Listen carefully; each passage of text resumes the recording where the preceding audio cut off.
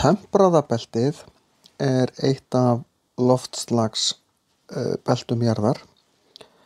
Tempraða beltið er næst á eftir kuldabeltinu.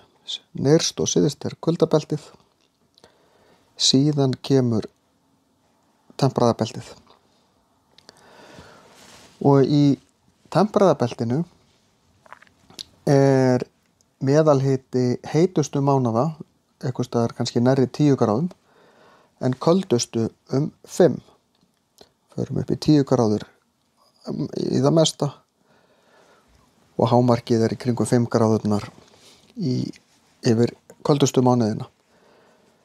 Við erum svona á milli tempraða beltisins og kuldabeltisins á Íslandi.